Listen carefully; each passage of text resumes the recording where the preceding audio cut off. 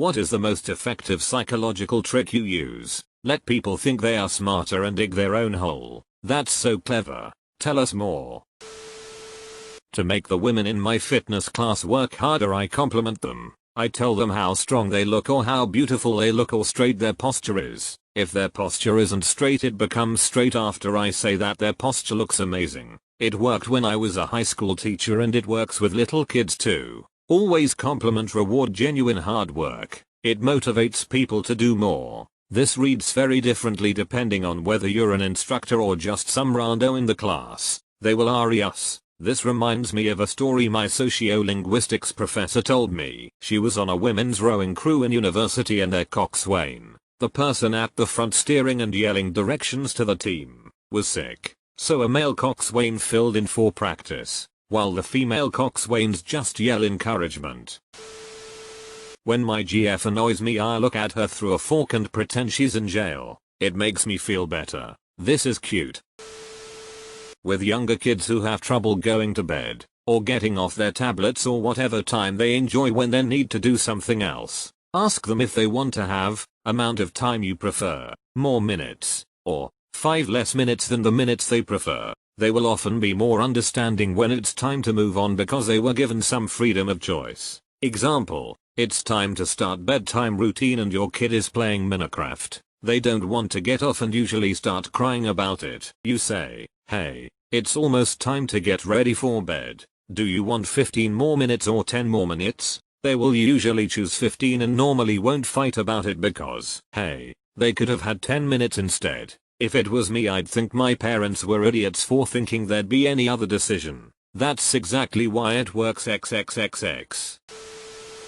TL. Doctor ask a question intentionally assuming incorrect information to get someone to talk more about a topic. I'm a conversation English teacher with a lot of Japanese students. It makes my job harder when they are quiet or give me only one-word answers. Some students are really stubborn. If I show a shy kid a picture of an elephant and ask what's this, they'll get bored, run off, anything but answer my question. But if I say this is a giraffe, they'll all stand up and scream, no, teacher, that's an elephant, and suddenly they are engaged. I have a feeling it's tapping into the same thing that makes people comment on Reddit most of the time, correcting someone who is wrong. It works on adults too. If I ask a stubborn adult student, tell me about your engineering job, they'll usually say something like I design systems, and then I have to ask an endless stream of follow-up questions with one-sentence answers. But, if I say something like, so, I see you're an engineer, that means you build engines, right?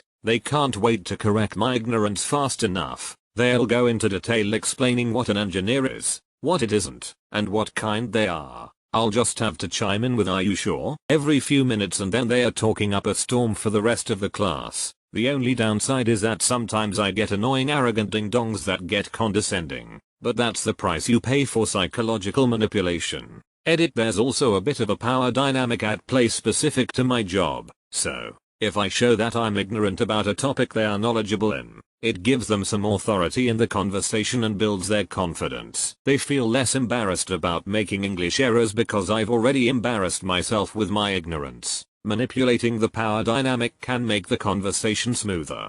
Cunningham's law states the best way to get the right answer on the internet is not to ask a question, it's to post the wrong answer, unless it's a Linux forum, where you say how the software is for not doings is like Windows does.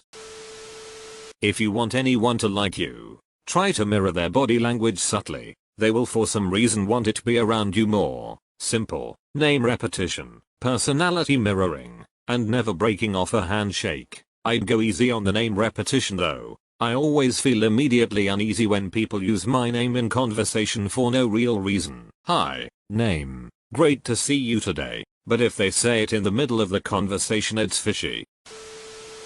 I told our children their hands turn red when they lie. Two oldest show me their hands. Yeah, Jess looks at hers busted. I have a friend whose kids would fake being asleep for various reasons. She told them I can always tell when you're pretending to be asleep because you don't beep like you normally do when you're really asleep. I've actually seen her son do it. Eventually I got fed up and decided to use classical conditioning to fix my problem. I started to play the same song each night before we went to sleep, and eventually, He started to fall asleep to the song at night. So, whenever he came back drunk, I would simply play the song and he'd just pass out without any excessive talking. Pavlov's roommate.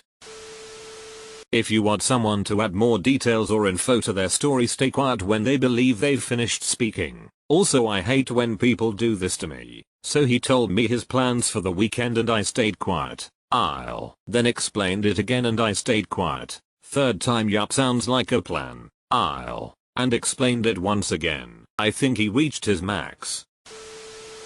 I stare at a guy's lips, then go back up to his eyes a few times if I want him to kiss me. It works. Does it work with random girls? It works only on particular girls. When I'm on a bus, I make eye contact with everyone getting on and feeling awkward. They don't sit beside me unless it's the only seat left available. Last year, I did that and one guy held eye contact with me. A few days later school started and I found out that was my new teacher. Reverse psychology with my dog though. When she is throwing a tantrum in public, I just go, scream louder, kick harder. See, Monday, let's make everybody hear your big tantrum. She will just say no mammy, I don't want to, and just calm down and move on.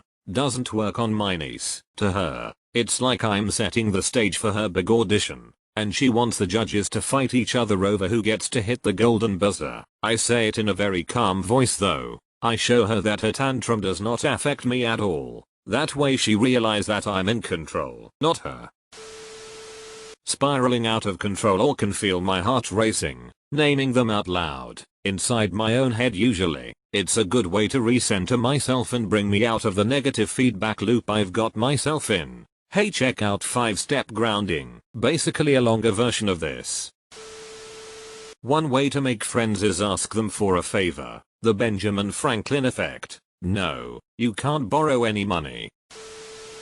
When working on group projects, if you want someone else in the group to do something, this makes it sound like less work and they will be more willing to do it. Halfway through, tell them good job, keep going and they'll probably finish it. Very useful for lab reports. Hell yeah. And clearly identifying a deadline also helps. Not like you must finish everything by this date exactly, but if you start on that soon. Do you think you'll have this smaller subtask done by this date time? Repeat with each subtask until everyone involved has a clear understanding of the work in front of them and the time they're gonna do it in. Alternatively, in a more dynamic project, don't organize new deadlines until the previous subtask is complete.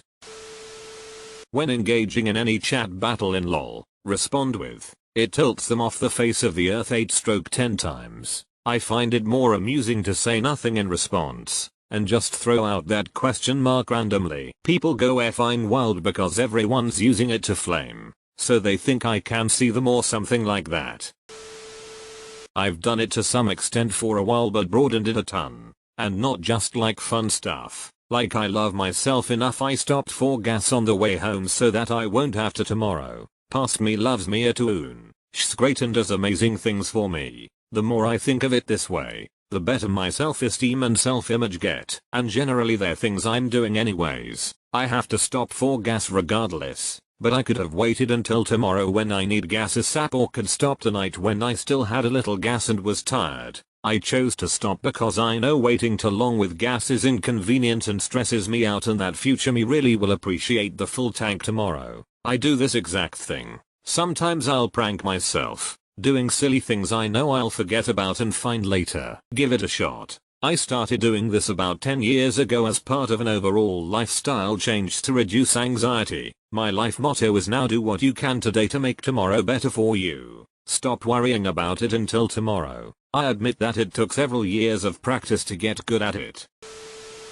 Not giving a ref. It is harder than it sounds. Most people have insecurities or are nervous and anxious about stuff. If you master the art of not giving a ref, you will find peace, quiet and happiness. Make sure to find the sweet spot though. There are things in life that need a ref every now and then. Your comment reminded me of the book. I like that book. It didn't totally fit for me. I then dated a guy I wasn't totally attracted to and broke up with him after 4 months. I liked the format of bullet points of advice after each chapters, and I could see this book being really beneficial for other people.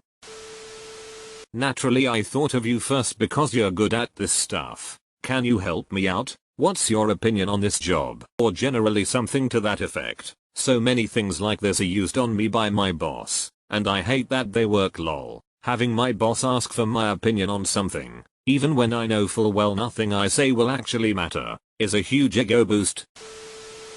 Remember people's names and a little bit about them. Recognize them when you see them again. Next thing you know, lots of people like you know your name and recognize you in return.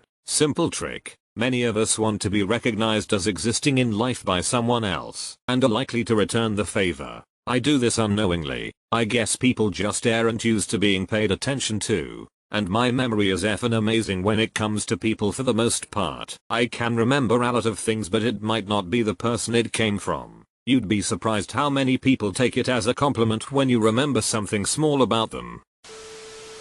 I have trouble remembering names of people I meet. I developed this trick as a teenager and it has worked 100% of the time all the way into my 30s. It goes like this. Whenever you inevitably start chatting with someone you met a week ago, I simply go through the motions for about 10 minutes. After a little small talk, I'll abruptly insert this non sequitur into our conversation and excitedly ask, "Hey, what's your middle name?" I leave zero time for them to respond before I quickly spew out my full name. Without fail, the other person always repeats their full name back within seconds. Oh cool, did you ever go by it? And then I just let the conversation flow back to whatever feels natural while silently cementing their entire name into my head and without giving the vibe that mere seconds ago I had no idea what their first name even was. This wouldn't work on me. I would just say, "I don't have a middle name." And I would also wonder why you said your full name if I already knew it. I'd be like,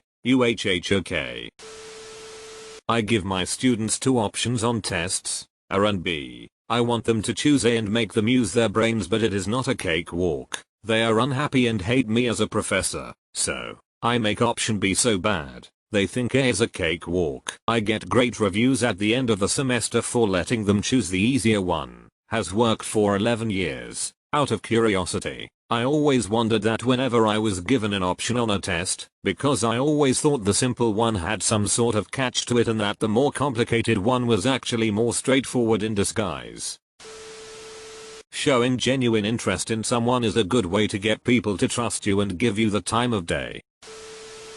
He was so disorganized and never liked to do his homework. I would note all his HW assignments and post it on the wall behind my desk. I would then give him the choice of what HW assignment he wanted to do first. This worked and he got his assignments all done with minor squabbles but overall much improved grades and attitude. I'd like to think that because I gave him his choice of what assignment to do he had the mindset that he had total control of his assignments even though I knew all the assignments would get done. At SP, Shout'll watch Louis Rossman's video on procrastination. Tells you exactly why this happens.